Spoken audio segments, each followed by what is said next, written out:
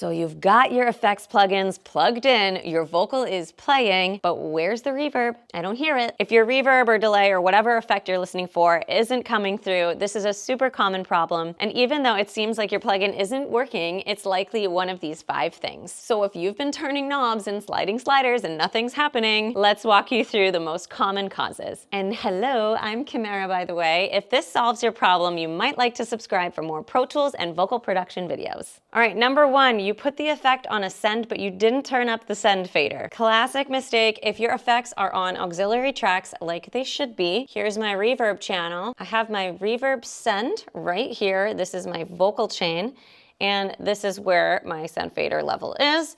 If yours is all the way down, you will not hear anything. So turn it up a bit and then you can decide how much reverb you want. Number 2, check to see if your auxiliary routing is correct. I've actually renamed my buses, but just to show you an example of the correct routing, let's pick a different bus. So instead of this going out my reverb bus, which I've named, let's just pick a number. We're gonna use 1314. So this is going off of a send, see S, A through E, these are sends, and they're going off of my vocal chain. And they're going into bus 1314 here where my reverb is. Let me do you one better and back up a little more just in case you don't have your vocal chain routed the same. Here's my vocal track, right, is right here. And here's my input output. I have the output going to bus 1 and 2. See?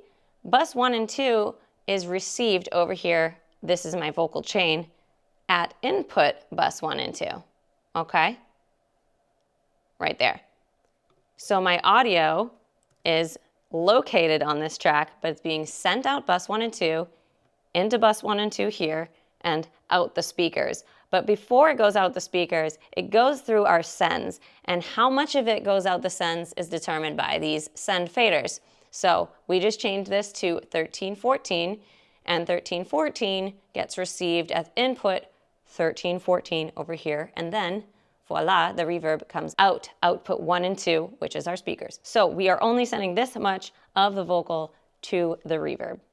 And that's what we hear out this channel. While we're here, make sure you didn't press mute on any of your effects chains either. Number 3, your aux track is not in solo safe mode when you're soloing one of the other tracks in the session. Notice how this solo button is clear and bright, but this button is kind of grayed out.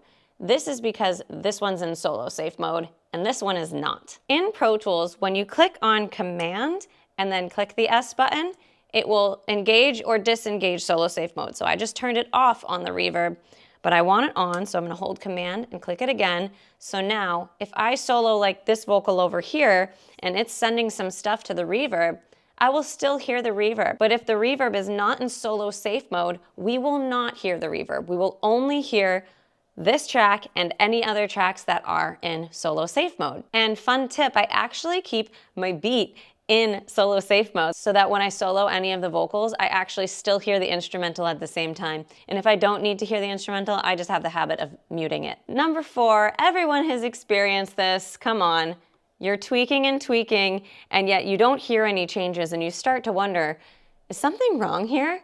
And then you realize, you've been in bypass the whole time. So just double check that your plugin is not bypassed, because then you definitely will not hear it. And then number 5, if the mix parameter of your plugin is all the way down, you won't hear anything. And you're gonna treat this mix fader / knob / slider, whatever, differently based on how you're using it. So since I have the reverb on an auxiliary channel, I want to keep my mix at 100%. This means 100% of the reverb is available to use, but we control how much of the vocal we're sending to it with the send fader. If you were to put this directly onto the vocal audio track, this is how you would control how much reverb you hear. And I do not recommend doing that. Here's a couple other issues to check. Sometimes this won't work if you put a stereo effect on a mono track, or vice versa. So make sure you're using the right version of the plugin, or likely you'll need to put the plugin on a stereo track, like the auxiliary stereo track. Again, recording template video if you need to learn how to do this properly. Another thing, if you're using low latency monitoring, it might turn off your plugins, so you'll want to turn low latency monitoring off. Lastly, if the plugin you're trying to use is a free trial and that free trial has expired,